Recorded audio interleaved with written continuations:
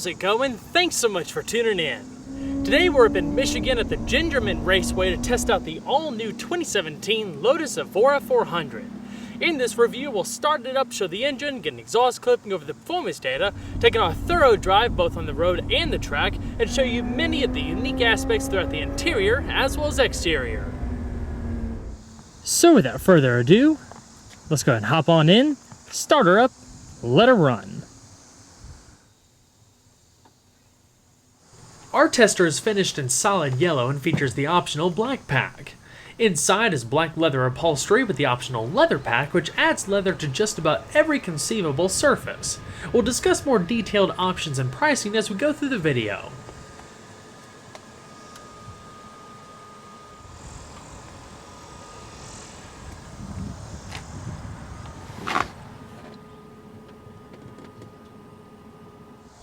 So to start the car, you have to first disable the immobilizer system by pressing the middle button in the center of the key fob. Then go ahead and insert it into the ignition switch on the right hand side of the steering column. Turn the vehicle's power on, put your foot on the clutch, and then hit the engine start button to the left hand side of the instrument cluster to go.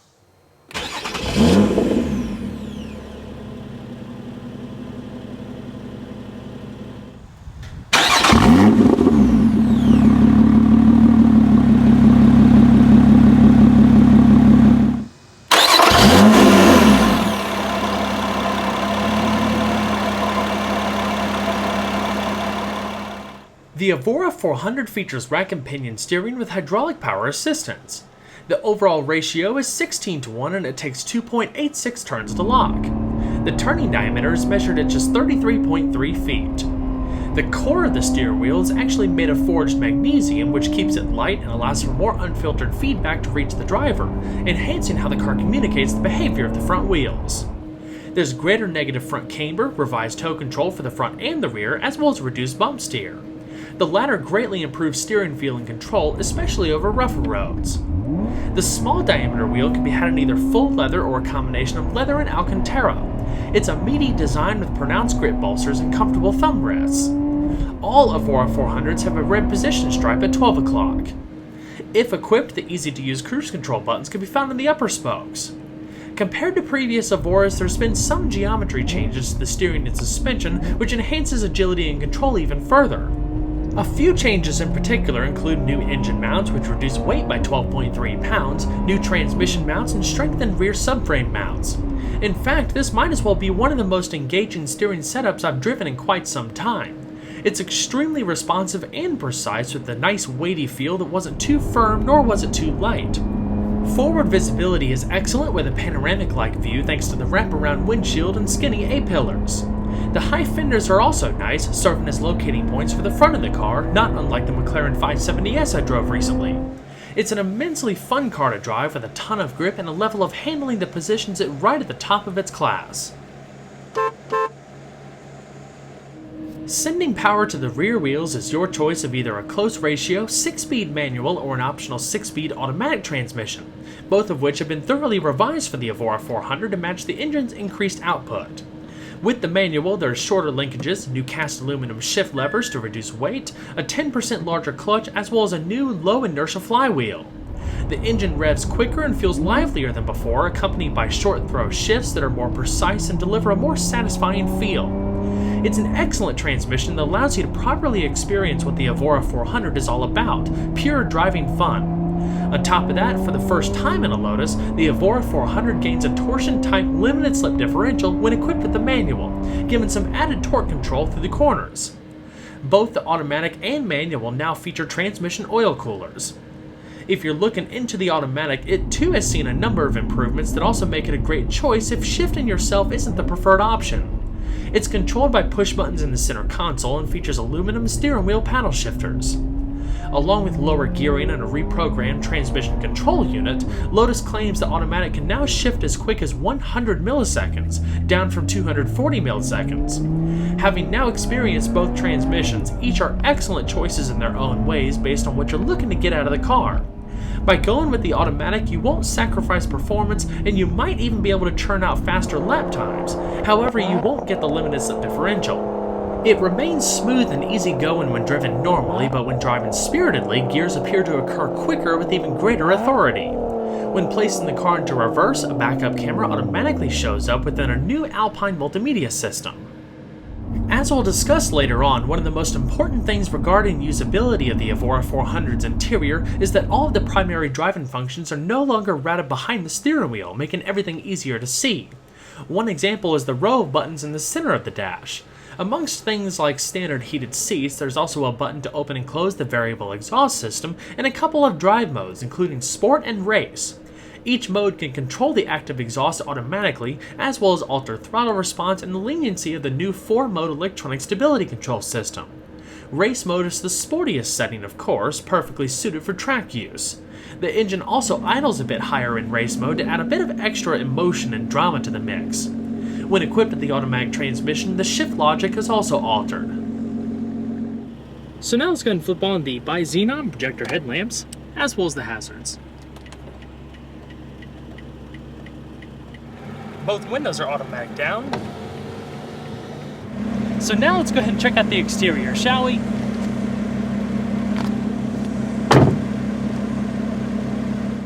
The Evora 400 represents the next chapter for Lotus, thoroughly revised and updated over its predecessors to deliver new levels of driver engagement, refinement, and overall performance. When the Evora first launched for the 2010 model year, followed soon after by the supercharged Evora S, it was quite a departure from the brand's more track-focused offerings of the past. Designed to offer a more livable and well-rounded product that could appeal to a wider audience without sacrificing what it means to be a Lotus. With more power, greater agility, and less weight to toss around, the Evora 400 delivers a wealth of excitement right from the time you press the starter button. As the name suggests, the car now boasts 400 horsepower, but you'd be mistaken to think it's just a hopped-up Evora S, as over 2/3 of the car has been completely redesigned. A familiar low-slung silhouette continues with sweeping curves that flow along the side profile to create a sense of motion and purpose. However, when examined more closely, you'll notice an all-new aero package, new front and rear fascias, new wheel options, and more. Where the prior cars, including the Evora S, were softer and more rounded around the edges, the Evora 400 is far more aggressive. Not only that, but it's a much more functional design when it comes to downforce and component cooling. In fact, where the Evora S produced a total of 35.2 pounds of downforce at 150 miles per hour, 22 pounds of which were over the rear, the Evora 400 produces a total of 71 pounds of downforce with 44 pounds over the rear. Taking that and the additional cooling requirements into consideration, the frontal area remains the same while drag coefficient increases from 0.33 to 0.35. The new front fascia incorporates larger air intakes and revised black meshwork to more effectively cool the powertrain and transmission while giving the car a wider, more planted stance. The outer intakes also divert a portion of the air to help cool the front brakes.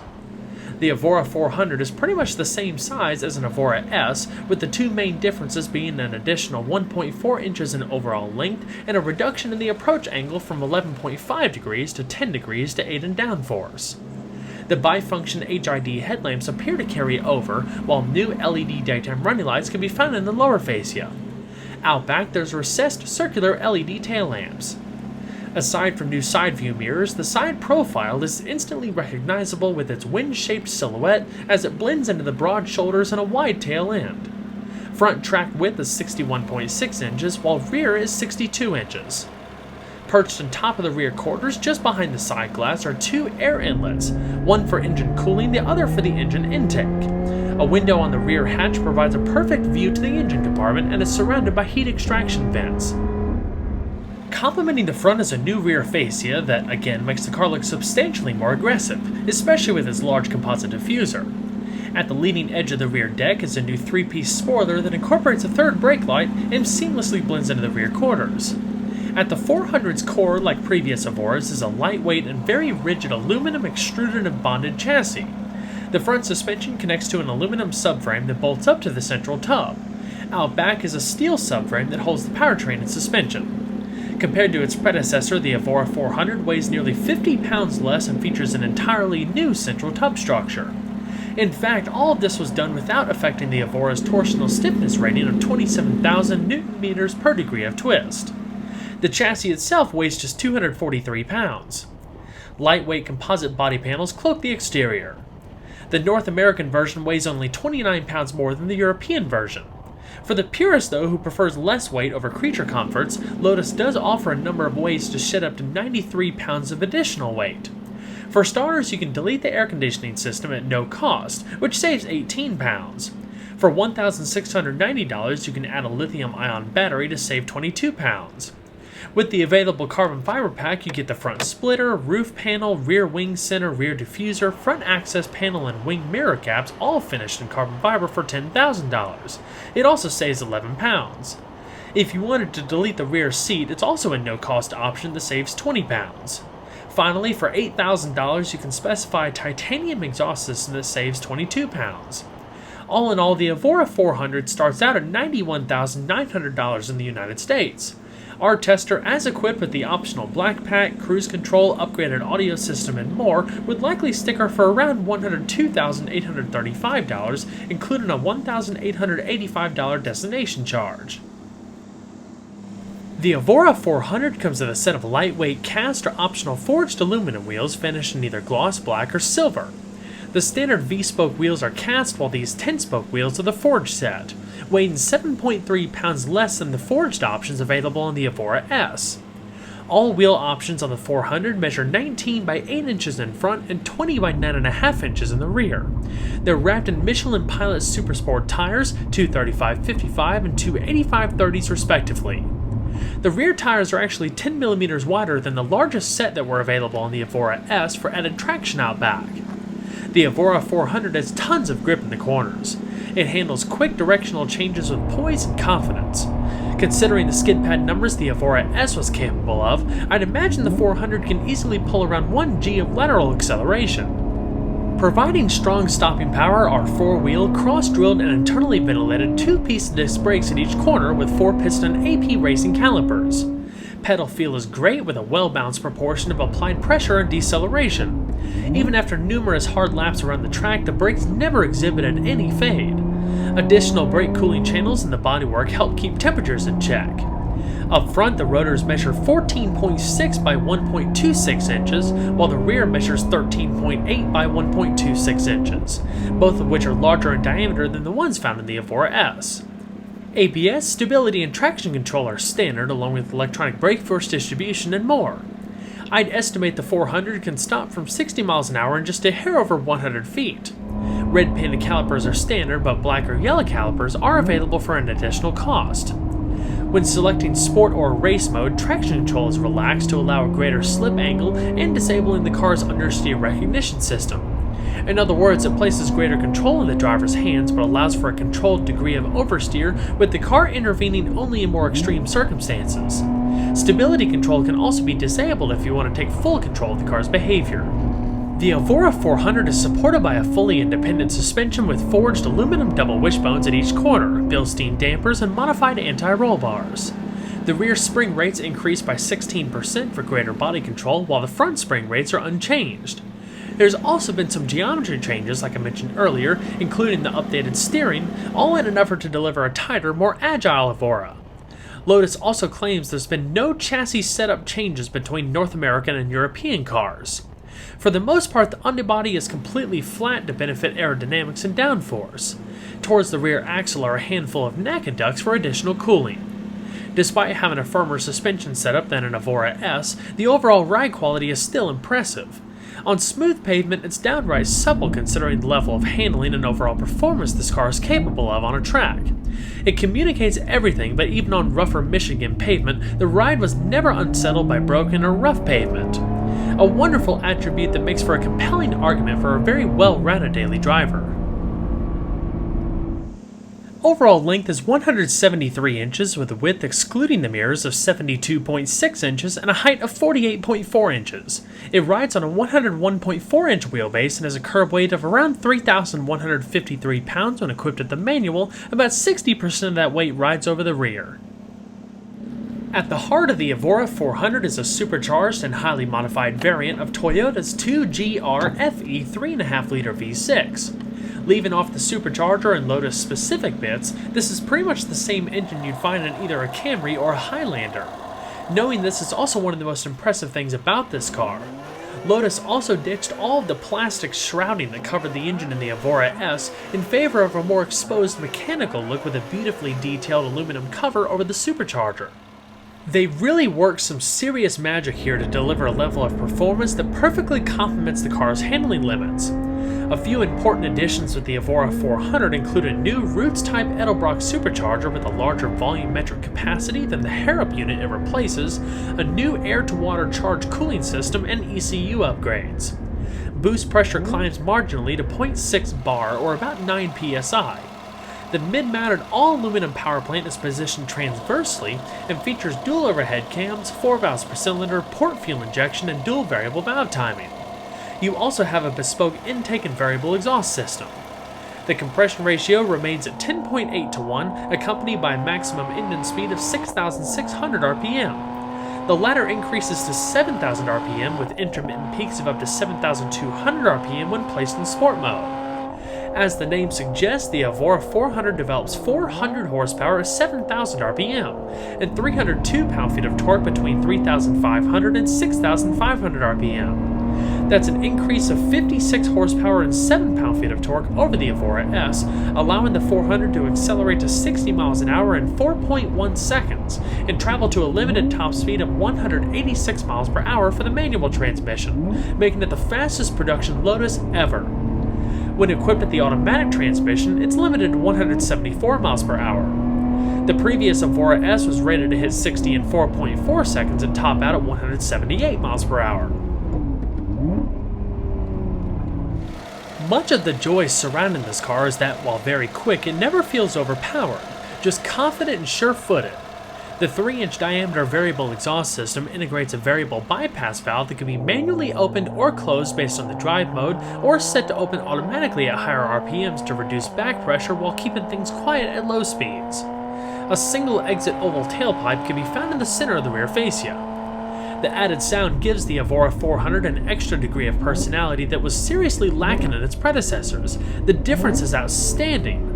The car snarls, crackles, and pops so aggressively you'll have a hard time believing that this engine draws its roots from Toyota's volume people haulers. The Evora carries a 15.9-gallon fuel tank and requires the use of premium unleaded. Mileage ratings range between 16 miles per gallon in the city and 24 miles per gallon on the highway, with an average of around 19 miles per gallon. Out back, you also have access to a generous amount of cargo space located just aft of the engine bay. There's 6 cubic feet of space in total. While relatively narrow, the wide design should accommodate a full set of golf clubs. It's all lined in carpet with illumination, and there's even access to the car's battery.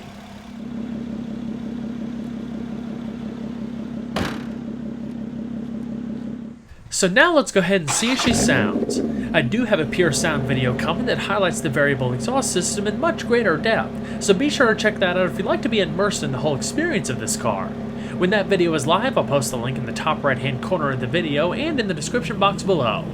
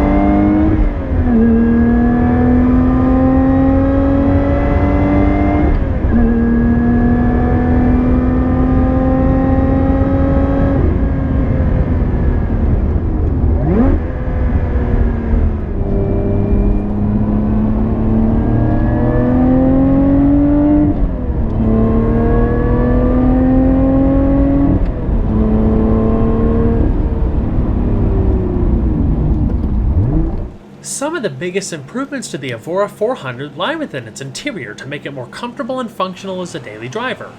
The general layout and feel of the cabin carries on, but it's easier to climb in and out, and there's 3.3 inches of additional room in the footwells. A lot of this is due to the redesigned central tub, which lowers the side sills by 2.2 inches and reduces their width by 1.7 inches. Without a doubt, this is the nicest interior Lotus has ever produced, featuring a greater use of premium materials and a wider range of personalization options, including colors, materials, and features. It's a driver-focused cockpit that combines improved ergonomics with user-friendly controls that are easier to see and reach. Our tester is equipped with the optional leather pack that's available in black, red, or tan. You can also opt for a sportier Alcantara pack available in black or red, which adds the lightweight material across the doors, dash, center console, and seats.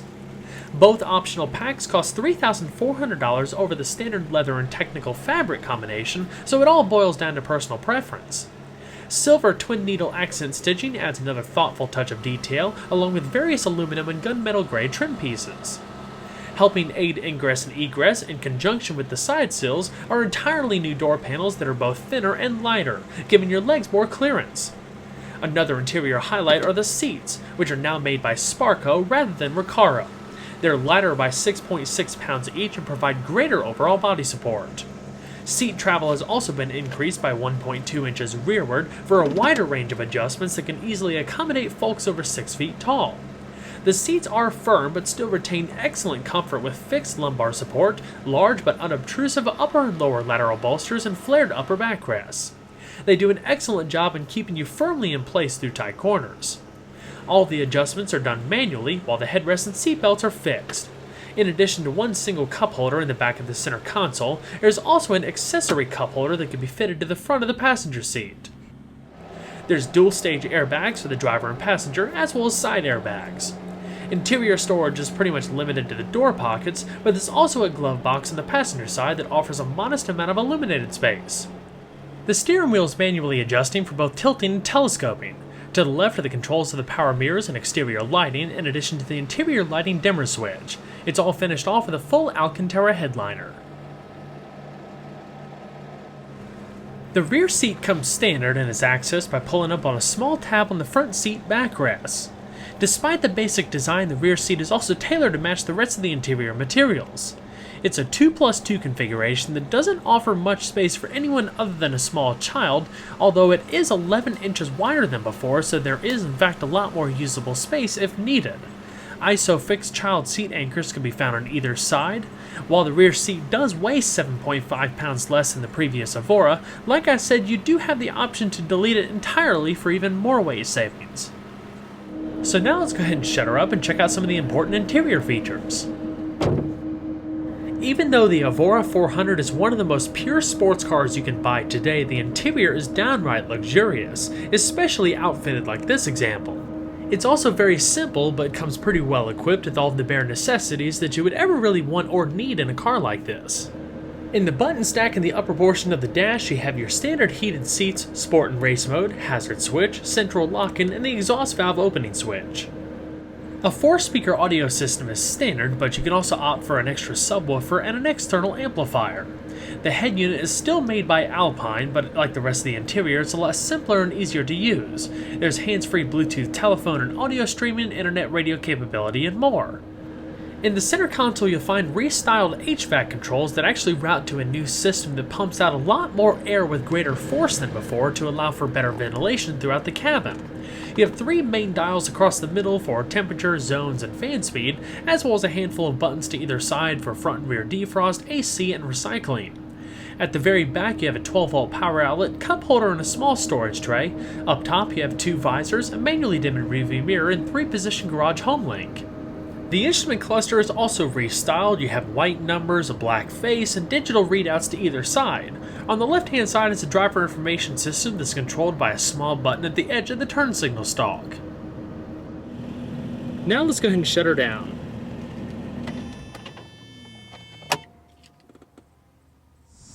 Well everyone, I hope you enjoyed the in-depth look into the Lotus Evora 400.